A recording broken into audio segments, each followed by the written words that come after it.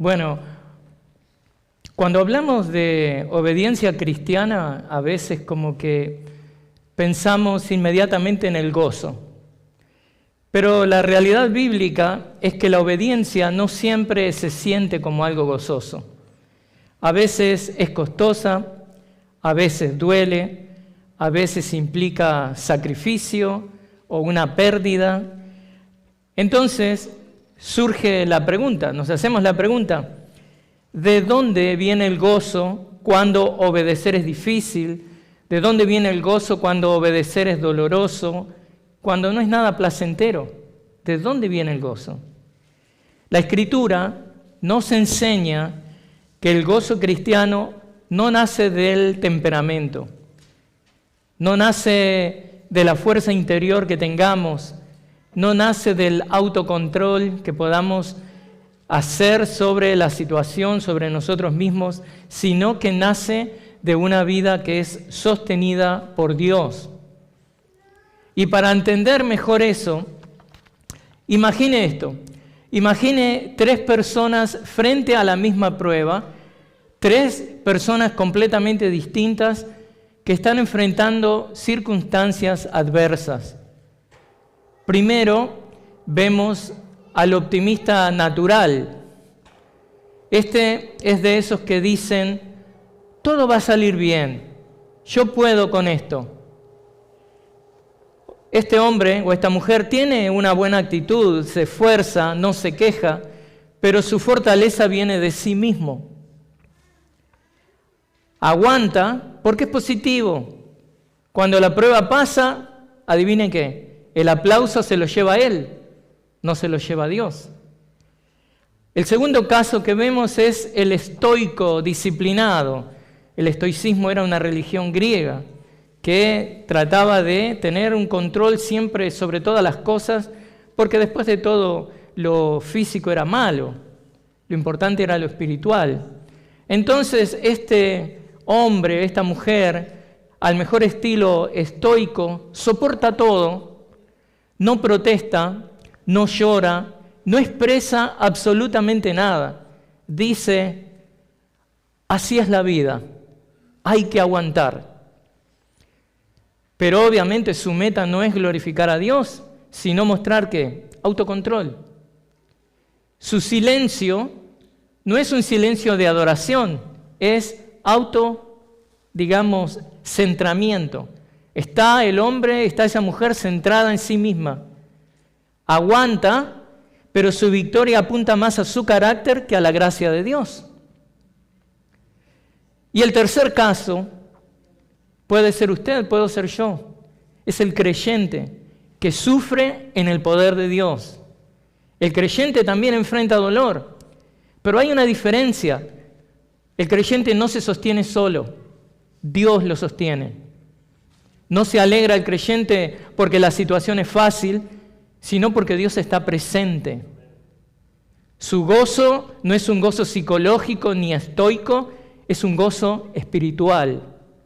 Y cuando sale de la prueba, el creyente no dice, oh, yo pude. No, lo que dice es, Dios es fiel. Y es exactamente este tercer ejemplo el que Pablo describe en Filipenses capítulo 2, versículos 17 y 18, que es lo que estamos viendo hoy. Pablo no se goza porque su sufrimiento es agradable, ni porque él es fuerte, ni porque tiene voluntad de acero. Pablo se goza porque su vida, aún en sacrificio, está siendo sostenida, usada y derramada para la gloria de Cristo. Ese es el gozo en el sacrificio, no el gozo de un optimista natural ni de un estoico orgulloso, sino es el gozo del creyente humilde que ve a Dios en medio de su dolor, que reconoce a Dios como soberano sin importar la situación que está atravesando. Y Pablo se regocijó de que su servicio sacrificial a Dios, este sufrimiento apostólico de ser encarcelado por compartir el Evangelio, se sumara al servicio sacrificial de los filipenses a Dios. Esta colaboración en el Evangelio y sus vidas dedicadas a Cristo de parte de los filipenses. Y es por eso, hermanos, y solamente por eso, porque Dios estaba apuntalando a Pablo en medio de sus circunstancias, que él exhorta a los filipenses a que se regocijen con él. Por eso escribe en el 2, 17 y 18, y les leo: pero aunque yo sea derramado como libación sobre el sacrificio y servicio de su fe, me regocijo y comparto mi gozo con todos ustedes. Y también ustedes, les ruego, regocíjense de la misma manera y compartan su gozo conmigo. Entonces, para entender mejor lo que Pablo comunica en estos dos versículos, es necesario recordarnos que en esta sección que va del capítulo 2:12 al 2:18, el apóstol está proveyendo 3 imperativos, 3 mandamientos. El primero lo vimos hace 2 semanas. ¿Cuál era ese mandamiento? Que se ocupen en su salvación con temor y temblor. El segundo lo vimos la semana pasada. Pero el primero, ocúpense con temor y temblor, se refiere a que Dios es quien está trabajando en ellos. Es Dios quien está produciendo en ellos lo que Dios desea ver en sus vidas. Y el segundo imperativo que vimos la semana pasada, ese segundo mandamiento, ¿cuál era? Hagan todas las cosas sin murmuraciones ni discusiones. Y el tercer imperativo lo vemos hoy. ¿Cuál es el imperativo que da? Mire qué imperativo, mire qué mandamiento que les da. Les pide que se regocijen con Él. ¿Le han pedido alguna vez eso? Vamos, alégrate conmigo. Tuve una buena noticia. A veces sí, ¿no? Lo decimos. Queremos que otro sea partícipe de eso.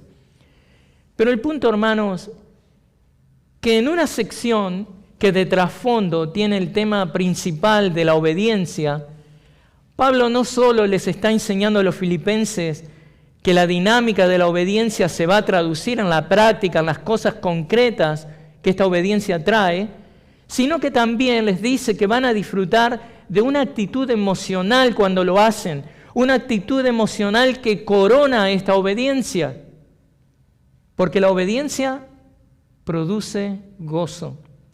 Y ese es el nombre de nuestro mensaje para hoy, la obediencia produce gozo.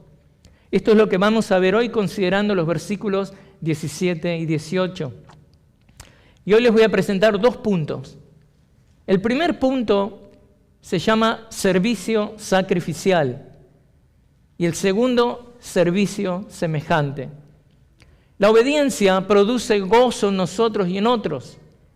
Hemos visto que el gozo de Pablo no dependía de las circunstancias ni de su propia fuerza. Su alegría, ¿de dónde brotaba? De una obediencia que era humilde y entregada, siguiendo el ejemplo de Cristo. Esta obediencia producía este gozo de un servicio sacrificial, por eso nuestro punto se llama así, un servicio sacrificial que ofrecía a Pablo, que lo sostenía en medio del sufrimiento y lo usaba Pablo este sufrimiento para la gloria de Dios y el bien de otros. Por eso nuestro primer punto es servicio sacrificial. Aquí aprendemos, hermanos, que la obediencia profunda y humilde a Dios afirma nuestro gozo. Porque cuando nos entregamos en servicio, nuestra alegría deja de depender de nosotros y comienza a depender de Dios. Entonces veamos el primer punto, versículo 2:17. Pero aunque yo sea derramado como libación sobre el sacrificio y servicio de su fe, me regocijo y comparto mi gozo con todos ustedes. Entonces, en esta sección, Pablo les habla del sacrificio que el creyente experimenta cuando sirve a Dios y a los demás. Imposible decir que estamos sirviendo a Dios si no servimos a los demás. Cuando recién comenzamos en nuestra vida cristiana, esto parece fácil. Le invito a que si usted ya tiene unos años en el Evangelio, que vaya con su mente a ese tiempo. Si usted es nuevo en el Evangelio, gloria a Dios, manténgase siempre así. Pero cuando recién comenzamos en la vida cristiana, en nuestra ignorancia o inocencia, como usted le quiera llamar, tenemos una alta opinión de nosotros mismos. Oh, vamos a poder ayudar, lo voy a poder hacer. Oh, si el hermano no me habla, yo voy a estar bien, yo quiero glorificar a Cristo. Si me toca una etapa de pobreza, yo voy a estar bien, tengo gozo en Cristo. Pero lo que verdaderamente estamos diciendo es que tenemos una alta opinión de nosotros mismos, de cómo vamos a nosotros lidiar con esas situaciones. Pensamos que después de todo, si somos nosotros los que creímos en el Señor y Él nos ha traído hasta aquí en nuestra vida de fe, así que en un sentido, si todo eso se ha dado, eso nos da una idea como que ya hemos llegado a la meta. Hasta que comenzamos a leer la Biblia y nos damos cuenta de que Dios quiere conformarnos a la imagen de Cristo y Dios nos pide perfección y ahí decimos, ¡puf! Esto sí no lo puedo hacer por mí mismo. Toda esa fantasía cambia. Somos traídos a la realidad. Estamos tan lejos de ser como Cristo. Y usted se estará preguntando, ¿qué tiene que ver esto con la obediencia que trae gozo en el servicio sacrificial? Tiene mucho que ver, porque lo que lógico, digamos, si alguna vez, una vez que conocimos de las cualidades de Cristo, una vez que conocemos de su carácter, una vez que vislumbramos su amor, su compasión, su sabiduría, su comprensión, su santidad y todas sus otras perfecciones, adivine qué, nos damos cuenta de que no podemos ser como Él. Y nos enfrentamos al peligro de rendirnos y decir, bueno, si no puedo ser como Él, entonces, ¿para qué esforzarme? Y eso es un error. La Biblia nos enseña que si bien los estándares de Dios son muy altos, imposibles de alcanzar en esta vida, al mismo tiempo Dios nos proporciona recursos sobrenaturales para vivir eso, para intentarlo, para hacerlo, para obedecer a Dios al punto que nosotros estemos buscando ser como Cristo. Dios ayuda al cristiano a poner en práctica los más elevados de estos principios. En otras palabras, si bien sabemos que en esta vida nunca seremos completamente como Cristo, estamos llamados a ser conformados a su imagen, estamos llamados a ser como Él. Por eso Pablo nos ha mostrado el ejemplo humilde de Cristo para que lo imitemos. Al mismo tiempo que Pablo también nos ha alentado a que Dios está trabajando con nosotros. Dios está trabajando en nosotros. ¿Para qué? Para que hagamos todas las cosas sin murmuración, sin discusión, para que seamos irreprensibles y sencillos en medio de una generación torcida y perversa. Ese es el alto e inquebrantable estándar del cristiano y es un no negociable. Y para alentar a los filipenses y a nosotros de que esto es posible de vivir, aun cuando vivimos en este cuerpo carnal, Pablo nos presenta en esta sección que va a venir ahora 3 ejemplos que podemos imitar. Se pone al mismo, se pone a Timoteo, se pone, pone también a Epafrodito.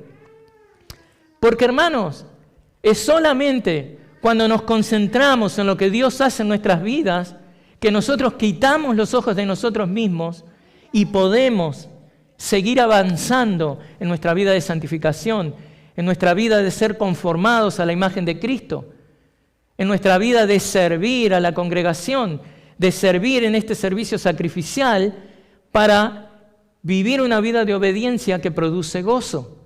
Algo que en algún momento de nuestra vida cristiana, cuando empezamos a aprender verdaderamente de nosotros mismos, seguramente nos hemos bajoneado, nos hemos desalentado.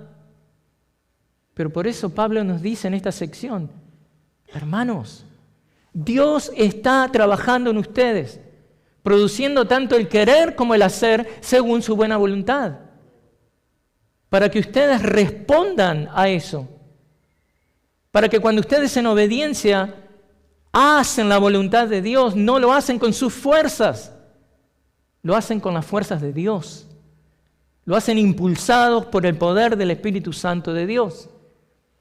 Por eso, como veíamos hoy en la escuela bíblica, aún en sus oraciones son oraciones trinitarias, dirigidas a Dios Padre, en el nombre de Cristo, impulsados por el poder del Espíritu Santo. Esa es la vida del creyente. Y solamente cuando nosotros entendemos de nuestras flaquezas, de nuestras debilidades, de cuánto nosotros necesitamos continuamente del Espíritu Santo, de cuánto nosotros necesitamos de leer la palabra de Dios, de orar, de congregar, es solamente ahí que ganamos ¿qué?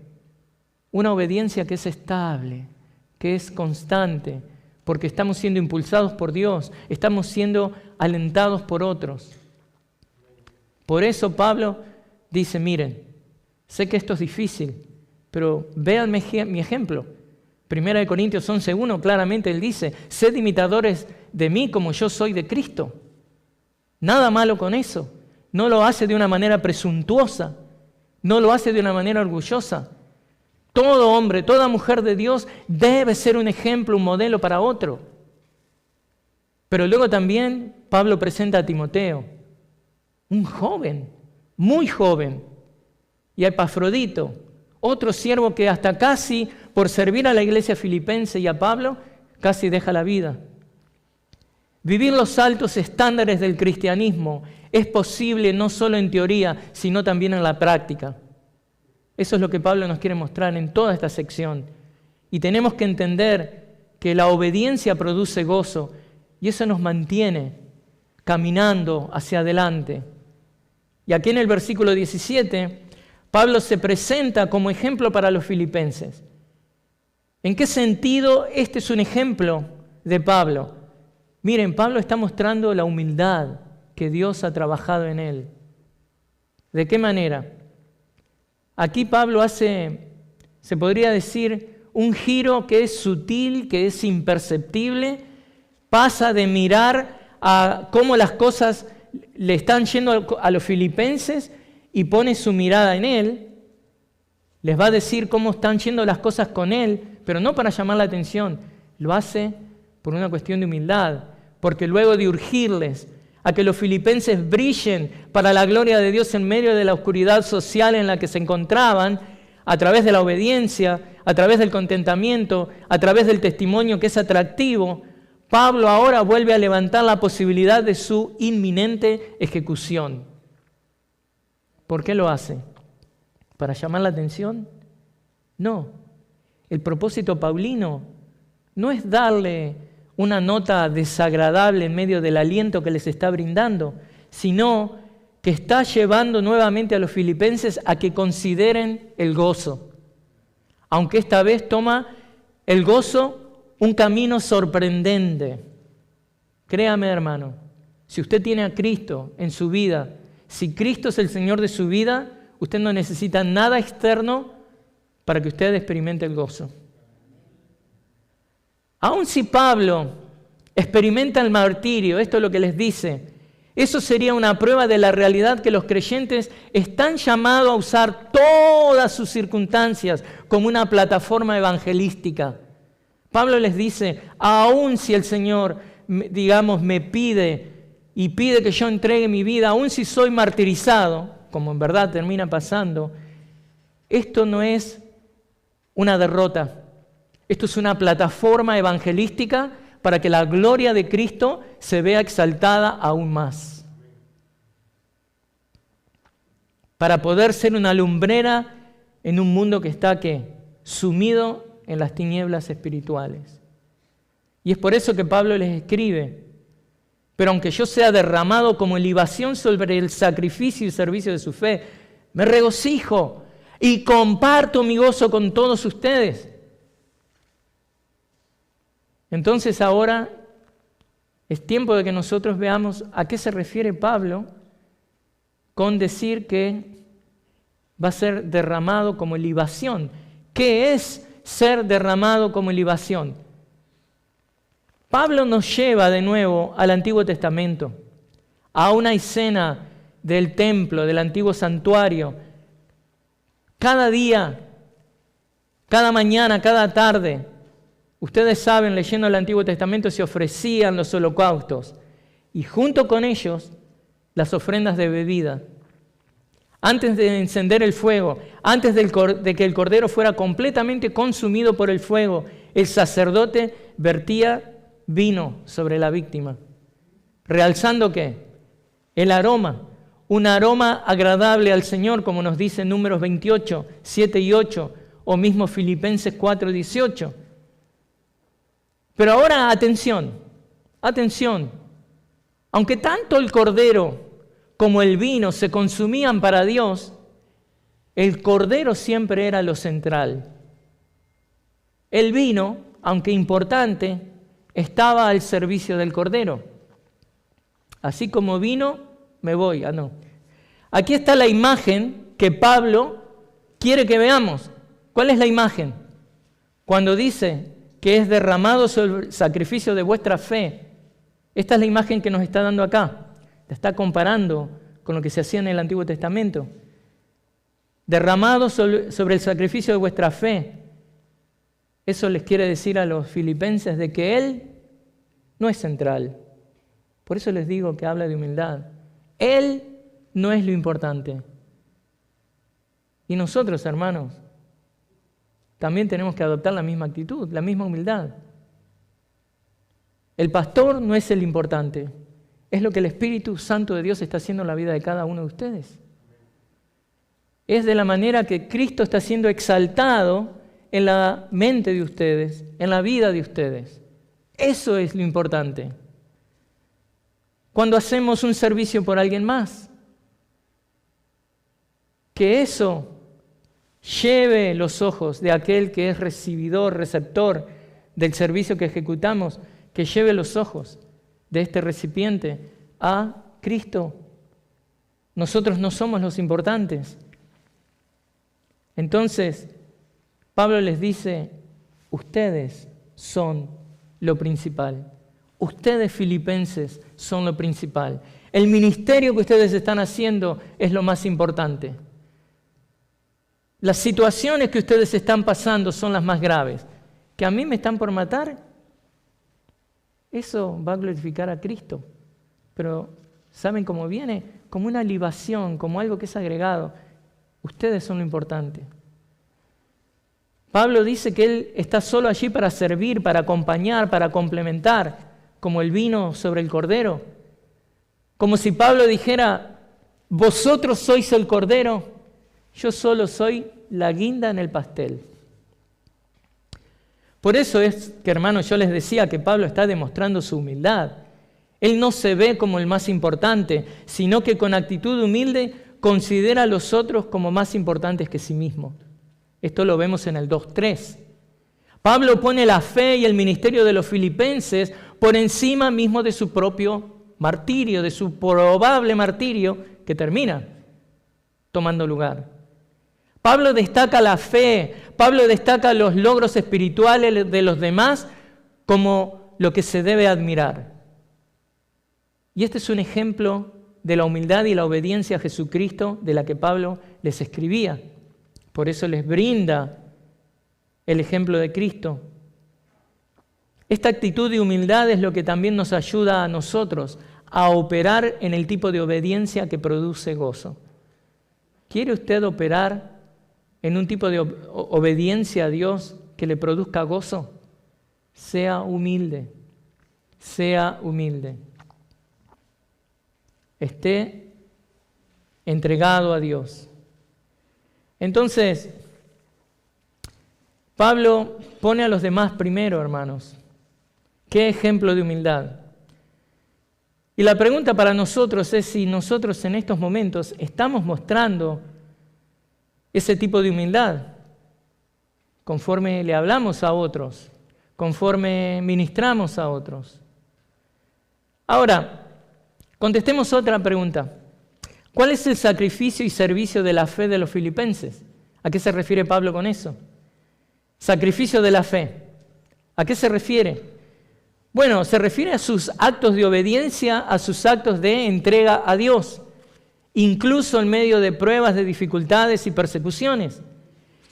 Ellos, por ejemplo, sostenían y financiaban el ministerio de Pablo, pero también vivían vidas piadosas y ejemplares en medio de una sociedad hostil, en una sociedad que estaba en oscuridad espiritual y que les hacía sentir esta persecución. Ahora, ¿a qué se refiere con servicio de la fe? Se refiere a las acciones prácticas de la fe de los filipenses. Se refiere a las acciones prácticas de su fe, a su participación activa en el Evangelio. Esto incluye el apoyo material, la oración, el testimonio que usted tiene, su perseverancia también. En otras palabras, la vida de fe de los filipenses, expresada en obediencia, perseverancia y servicio, es la ofrenda sobre la cual Pablo se derrama. Y gloria a Dios. ¿Sabe qué lindo que es como pastor cuando uno ve que usted está viviendo esa vida y Cristo lleva toda la gloria? ¿Sabe qué fácil que es para mí derramarme como libación? Porque no es acerca de lo que Dios me tiene haciendo a mí. Es contemplar el trabajo que el Espíritu Santo está haciendo en la vida de ustedes. Y yo estoy sentado ahí en primera fila. Gloria a Dios. Gloria a Dios. Entonces, la vida de fe de los filipenses, expresada en esa perseverancia, en ese servicio, era esa ofrenda de la cual Pablo dice, yo me derramo sobre esto. Él se alegra porque su sufrimiento ministerial complementa y se suma a la obra activa de ellos en Cristo. Y si todavía se está preguntando, ¿por qué es que se regocija Pablo? Bueno, debemos pensar de que él no se regocija por sí mismo, no se regocija porque su sufrimiento es agradable, no se regocija por ser fuerte ni por su voluntad de acero. Su gozo no depende de sus circunstancias ni de ser un apóstol especial. Pablo se regocija porque su sufrimiento sirve a un propósito determinado que Dios tiene. Su derramamiento, su sufrimiento se suma al sacrificio y al servicio que estos filipenses le estaban brindando a Dios. El punto central es que Pablo ve el fruto de su entrega en la fe y servicio de otros. Y así tenemos que verlo nosotros también. Cuando usted trabaje discipulando a alguien, glorifique a Dios y gócese del crecimiento de ese hermano. El gozo paulino nace de que Dios usa su vida, la vida de Pablo, su sufrimiento, su ministerio, para la gloria de Cristo y para edificar a los creyentes. Para eso nos tiene Dios en esta tierra, para que nosotros también extendamos el Evangelio de Cristo, predicando el Evangelio de Cristo, compartiendo el Evangelio de Cristo. Por eso el apóstol se regocija, porque su alegría es espiritual y es compartida. Pablo no se goza solo. No nos gocemos solos cuando Dios nos bendice. Es como que él dice, bueno, por eso dice y escribe, y comparto mi gozo con todos vosotros. Cuando Dios le da una ocasión de gozo, compártalo con los demás. Recuerde que usted es un miembro de un cuerpo, pero es solamente un miembro. Y el gozo de Pablo fluye del reconocimiento de la obra de Dios, no solamente en su vida, sino en la vida de los filipenses. Es un gozo profundo, un gozo espiritual, no es algo emocional, no es algo circunstancial. La alegría de Pablo es el resultado de la obediencia fructífera, de ver que la fe de otros se fortalece y ¿qué hace con eso? Se glorifica en Cristo, él glorifica a Cristo, se goza en Cristo. Pablo se regocija porque su vida sacrificada es usada por Dios para bendecir y fortalecer la fe de otros. Y porque ve la obra de Dios en acción a través de su ministerio y también el servicio de los filipenses. Entonces, amados hermanos, la obediencia produce gozo. Y esto es experimentado cuando ofrecemos un servicio sacrificial. Ofrezca servicio sacrificial. Y le decía a mi esposa, ser sacrificado es un concepto que por alguna razón muchos cristianos se han olvidado. Debemos ser sacrificados. Debemos ofrendar sacrificialmente. Debemos asistir a los, eventos que hay sacrificialmente. Debemos estar involucrados en las vidas de los demás sacrificialmente. Pero tenemos que entender que eso no es una demanda o una imposición pastoral. Esto tiene que ser el ABC de nosotros. Poder abrazarnos con este concepto de ser sacrificados. Y cuando ofrecemos un servicio sacrificial, verdaderamente esa obediencia produce gozo. Y les voy a decir algo, no quiero exponer a nadie, ¿no? Pero vieron el día, ¿no? La nieve y todo eso.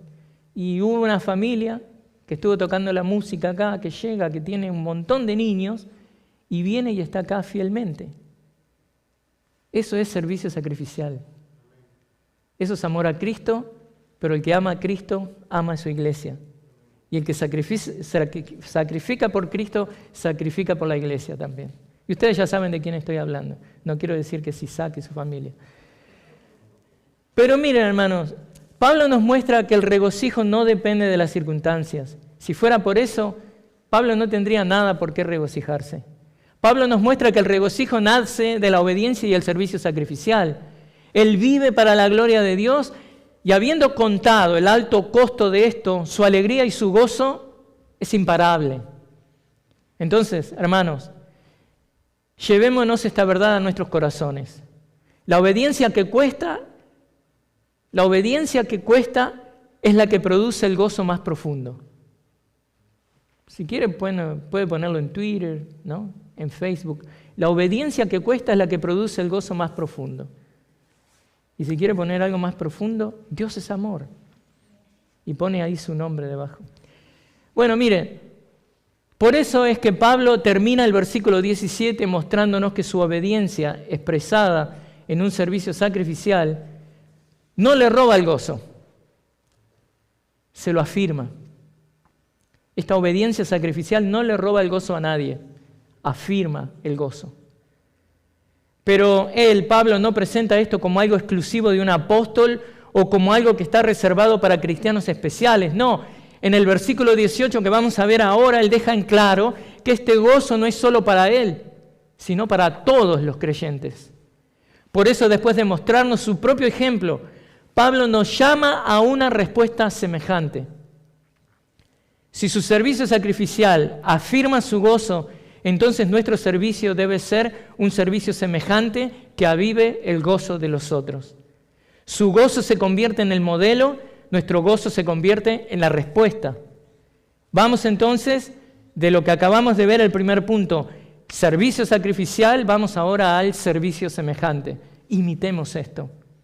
Y este es el punto número 2, servicio semejante. El servicio sacrificial de Pablo afirmó su gozo. Por lo tanto, nuestro servicio debe ser un servicio semejante al de Pablo que avive el gozo de otros. Por eso en el versículo 18 les dice esto. Y también ustedes, les ruego, regocíjense de la misma manera y compartan su gozo conmigo. Aquí Pablo le ruega a los filipenses que sigan su ejemplo. Les ruega. ¿En verdad Pablo les ruega? Bueno, miren, la Biblia que yo uso desde el púlpito, la Nueva Biblia de las Américas, usa les ruego. Y lo hace para darle más énfasis, tal como lo hace en inglés la nueva New American Standard Bible 95, que dice I urge you. Pero la Reina Valera 1960, si usted la tiene ahí, lo traduce de la siguiente manera. Y asimismo gozaos y regocijaos también vosotros conmigo. Algo que también hace otra Biblia en inglés, la Legacy Standard Bible, que lo traduce de esa manera, sin el I urge you. Entonces, veamos cómo podemos entender esto.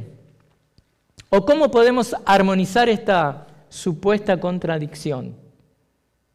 No hay contradicción, son dos versiones distintas, pero escuchen esto. Al leer Filipenses 2:18, la Nueva Biblia de las Américas dice, y también ustedes, les ruego, regocíjense de la misma manera. Y como acabo de decir, pero para que esté el contraste bien fresco, ustedes recordarán que la Reina Valera dice algo más literal, y también ustedes regocijaos de la misma manera. Entonces, surge la pregunta, y si usted no tiene la pregunta, yo hago la pregunta y veamos. ¿En verdad Pablo les ruega o les da un mandato? ¿Qué es lo que está pasando acá? ¿Les ruega o le está dando un mandato? ¿No se contradicen esas cosas? Bueno, la respuesta, hermanos y hermanas, es que es ambas cosas. Él les da un mandato y les ruega. El griego claramente lo muestra, dice, haced diligentemente lo mismo. Es un imperativo, es una orden, es un mandamiento, es un mandato, es una exhortación urgente. Les ruego no debilita el mandato que está dando Pablo. Lo que hace, ¿sabe qué es? Mostrar el corazón de Pablo. Es como cuando usted le da una orden a un hijo. Es una orden, pero muestra también ese amor, ¿no? Te ruego, haz esto. Es una orden. El ruego no anula el mandamiento, sino que ese mandamiento va revestido de esa dulzura, de ese amor paternal. Y Pablo ama a los filipenses y desea que ellos experimenten el gozo del servicio, pero no les da opción. Deben imitar su gozo. Esto no es opcional. Hermanos, nosotros también debemos imitar el gozo de Pablo. En otras palabras, Pablo manda con amor y eso es exactamente lo que vemos, ¿no? En el servicio semejante. De que los filipenses deben participar activamente del gozo que Pablo está viviendo. Ellos deben imitar su obediencia sacrificial, no por obligación fría, sino por fe y amor. Entonces, como vemos, que aunque la Nueva Biblia de las Américas dice, les ruego, la urgencia del imperativo sigue intacta. Regocijaos como yo me regocijo. ¿A qué se refiere Pablo con regocíjense de la misma manera? Regocijaos como yo os regocijo, me regocijo. Bueno, mire, Pablo no nos dice que nos alegremos de cualquier manera. No es cualquier tipo de gozo. No nos dice tampoco que nos embarquemos imitándolo en una emoción pasajera. Pablo nos llama a regocijarnos de la misma manera que él se regocija. ¿De qué manera? ¿Cómo se regocija Pablo? ¿Cómo debemos regocijarnos nosotros? Miren, con gozo profundo, con un gozo que es firme, con un gozo que está arraigado en la palabra de Dios, con un gozo que está arraigado en el carácter de Dios, ese Dios inmutable que no cambia, ese Dios que promete cosas y Él las cumple. Es un gozo que es espiritual. Debemos regocijarnos con un gozo que nace de ver la obra de Dios en nuestra vida y en la vida de los otros. Gozarnos con un gozo que no solamente se comparte, se multiplica. No es un gozo superficial, es un gozo de obediencia, de entrega, de fe viva. Y eso es para nosotros hoy. Para nosotros hoy. Por eso le pregunto, ¿se regocija usted solo cuando Dios bendice materialmente a su hermano? ¿O también cuando Dios obra en el carácter de su hermano, obra incrementando la fe de su hermano? ¿Se alegra usted cuando otros crecen en obediencia, aun si eso no le trae un beneficio personal? Otra pregunta es, ¿su gozo depende de lo fácil que es la vida? ¿O puede encontrar alegría en la obediencia y el servicio, aunque esto implique sacrificio? ¿Está dispuesto a regocijarse con los demás, como Pablo lo hizo? Compartiendo la alegría, compartiendo la obediencia, el servicio, aunque implique esfuerzo propio. ¿Su gozo es superficial y circunstancial o es un gozo espiritual que brota de ver a Dios obrando incluso en medio de dificultades. ¿Está usted dispuesto a practicar el servicio semejante, imitando la alegría de Pablo en obediencia y no solamente como una emoción pasajera? ¿Qué de preguntas, no? Pero es la realidad. Cuando abrimos la palabra de Dios, vamos a ser confrontados con cosas y nos vamos a tener que preguntar, ok, si esta es la verdad y si Pablo está dando un mandamiento, que nosotros lo vemos porque, miren, la razón por la que está traducido de esa manera, les ruego, es porque el verbo en el original griego permite eso. Permite que pueda verse de esa manera. No es que lo inventaron. Ahora, el punto es ¿dónde estamos? Y el punto es ahora cómo comparten los filipenses el gozo de Pablo. ¿Cómo debemos nosotros compartir el gozo de Pablo? Bueno, así como era real y verdad para ellos, es para nosotros. Debemos imitar la actitud de Pablo y debemos imitar ¿qué? La obediencia, el servicio. Al vivir nuestra fe con sacrificio y amor, de la misma manera que los filipenses estaban llamados a reflejar la misma alegría que Pablo experimenta. Y recuerden, les está hablando de gozo, y este gozo profundo cuando él está encarcelado, pensando de que va a ser ¿qué? Martirizado, muerto, por causa de Cristo. Entonces, ¿qué es lo que vemos claramente de Pablo? De que su servicio y obediencia activa fortalece el gozo del apóstol, porque él ve que su ministerio produce fruto. Entonces, regocijándose en la obra de Dios en otros, Pablo incrementa en este gozo, porque su gozo no depende de circunstancias externas, sino de reconocer cómo Dios está obrando en su vida, cómo Dios está obrando en la vida de los filipenses y cómo Dios, a través del testimonio de los filipenses, está obrando y salvando vidas en esa sociedad que está en tinieblas.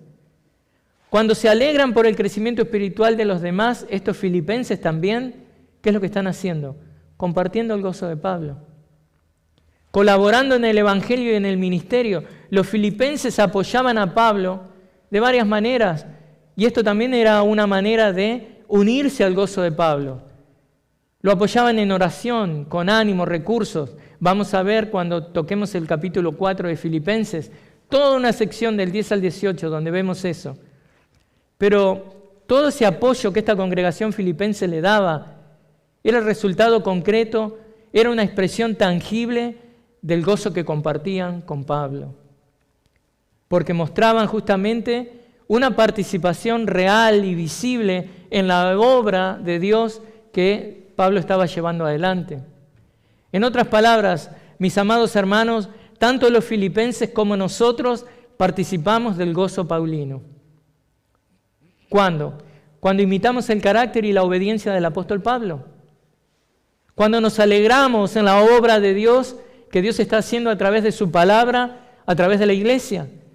Cuando colaboramos activamente en el evangelio, cuando colaboramos activamente en la vida de la iglesia, estamos compartiendo el gozo paulino. En otras palabras, tanto para ellos, los filipenses, como para nosotros, este servicio semejante, lo mismo, igual que el que Pablo ofrecía, del que hablamos acá en este punto 2, no solo significaba que debían imitar la alegría de Pablo, sino vivirla de una manera activa, de una manera práctica y de una manera comunitaria, en el cuerpo de Cristo, en la congregación de los santos, porque eso es lo que multiplica el gozo. Entonces, concluyendo, hermanos, hoy hemos aprendido algo poderoso. La obediencia produce gozo, y no cualquier gozo, sino un gozo que es profundo, espiritual, que nace de la humildad y del sacrificio, valga la redundancia, del servicio sacrificial. Primero, lo que vimos en nuestro primer punto es que el servicio sacrificial, cuando nos entregamos a Dios y servimos a otro, ¿qué es lo que hace? Que nuestra alegría deja de depender de nosotros y comienza a depender de Dios. Luego vimos el segundo punto, el servicio semejante, que nuestra obediencia y la alegría pueden avivar el gozo de otros. ¿Cuándo? Cuando nos regocijamos en la obra de Dios y cuando apoyamos a nuestros hermanos, en un sentido estamos participando del gozo de Pablo. Entonces, hoy la palabra de Dios nos desafía a preguntarnos, sí, más preguntas. La palabra de Dios, si usted la escuchó atentamente, lo desafío a que usted se pregunte, ¿mi obediencia produce gozo en mí y en los demás? ¿O mi desobediencia está trayendo amargura en mi vida y en los demás? ¿Mi servicio refleja la humildad y el amor de Cristo? ¿O mi servicio refleja que quiero escalar y en algún sentido me veo que tengo que poner a los demás por abajo para yo estar arriba? Y eso no glorifica a Cristo. Otra cosa que nos debemos preguntar, ¿mi alegría es espiritual? ¿Es compartida? ¿Es firme? ¿Sin depender de las circunstancias? Bueno, usted y el Espíritu Santo sabe cuáles son las respuestas a esas preguntas. Pero es mi deseo que esta tarde todos salgamos de este servicio dispuestos a vivir ¿qué? En obediencia gozosa, a ser lumbreras en medio de un mundo oscuro y a multiplicar el gozo de Dios a través de nuestras vidas. Hermanos, que nuestro servicio sea sacrificial y nuestro gozo semejante. Amén. Que sea como el gozo de Pablo. Recordemos que la obediencia que produce gozo no es la del optimista, no es la de este hombre o mujer estoico que nada lo lastima. Esta obediencia que produce gozo le pertenece a usted, le pertenece a usted. Es la del creyente que confía en el Dios Todopoderoso, quien nos sostiene y nos capacita para que seamos obedientes y humildes. Y ahí estamos cada uno de nosotros. Así que oremos para que el Señor nos ayude a que a través de nuestra obediencia produzcamos este gozo, estemos gozosos. Oremos.